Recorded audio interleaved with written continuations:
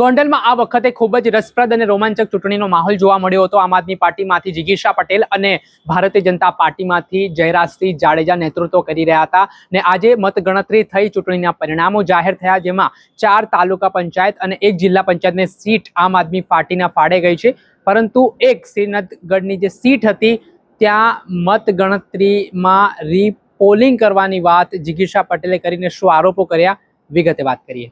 વૈષ્ણવજન તો તેને કહીએ જે પીડ પરાઈ જાનાને રે।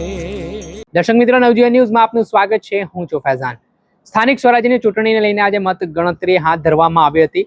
ભારતીય જનતા પાર્ટીએ પોતાનો દબદબો છે તે જાળવી રાખ્યો છે। આમ આદમી પાર્ટી આ વખતે અલગ અલગ જિલ્લાઓમાં જબરજસ્ત સીટો મેળવી છે, ત્યારે આ આમ આદમી પાર્ટી માટે 2027ની વિધાનસભાની ચૂંટણી પહેલા મોટા સમાચાર પણ માનવામાં આવી રહ્યા છે। ત્યારે આ વચ્ચે વાત કરીએ ગોંડલની, તો ગોંડલનું રાજકારણ અવારનવાર ગરમાયેલું જોવા મળતું હોય છે। એક તરફ જયરાજસિંહ જાડેજા હતા ભાજપમાંથી, બીજી તરફ આમ આદમી પાર્ટીના નેતા હતા જિગીશા પટેલ, બંને વચ્ચે નિવેદનબાજીઓ ચાલી, ભાષણો થયા।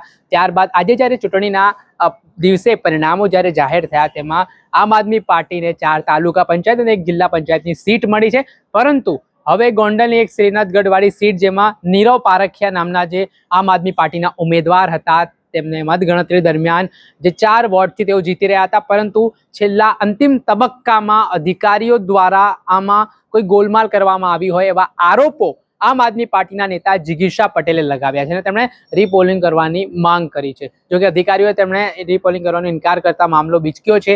ત્યારે જિગીશા પટેલે શું આક્ષેપો કર્યા છે તે સાંભળો। આજે મત ગણતરી દરમિયાન શ્રીનાથગઢ તાલુકા પંચાયતમાંથી અમારા જે ઉમેદવાર હતા નીરવભાઈ પારખિયા, એ 4 મતની લીડથી જીતા હતા અને આ લીડ આવ્યા પછી ત્યાંના અંદર રહેલા અધિકારીઓએ એવું કીધું કે ભાઈ આ તાલુકા પંચાયત અને જિલ્લા પંચાયતની પેટીઓ ફેરબદલી થઈ ગઈ છે। તો મારે આ અધિકારીઓને એટલું સમજાવવું છે કે ભાઈ આ પેટીઓ ફેરબદલી થઈ ગઈ, તમે એનું સીલ ખોલી નાખ્યું, મતગણતરી કરી નાખી, ત્યાં સુધી તમને ખબર ના પડી, એટલે આ હદની તમારે દાદાગીરી ચલાવવાની છે। 4 મતની લીડથી જીતતા હતા, તમને ખબર પડી કે આમાં કઈક થઈ શકે એમ છે આપણાથી સત્તા પક્ષ માટે, તો આપણે કરી દઈએ। આટલી હદે દાદાગીરી કરવાની છે, આટલી હદે તાનાશાહી ચલાવવાની છે, લોકશાહીનું હનન કરવામાં અધિકારીઓનો પણ ક્યાંક ને ક્યાંક હાથ છે અને આજે એ લોકોએ સાબિત કરી દીધું।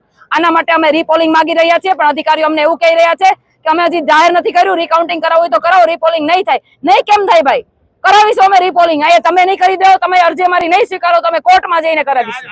હવે જે શ્રીનગઢવાળી સીટ હતી, જેમાં આખો વિવાદ સામે આવ્યો, જેમાં નીરવભાઈ પારખિયા નામના જે ઉમેદવાર હતા તેમણે 4 મતથી આગળ ચાલી રહ્યા હતા અને જીત તરફ હતા, તે દરમિયાન આક્ષેપ જિગીશા પટેલે લગાવ્યા છે કે અંતિમ તબક્કામાં કેવી રીતે સત્તા પક્ષ તરફ અધિકારીઓ છે તેમનું વલણ રહ્યું ને તેમણે જે ભૂલ થઈ ગઈ હોય મતગણતરીમાં તાલુકા પંચાયત અને જિલ્લા પંચાયતની સીટ પર, તે પ્રકારની વાત કરી એવા આક્ષેપ જિગીશા પટેલે લગાવતા રાજકારણ ગરમાવાની શરૂઆત થઈ છે।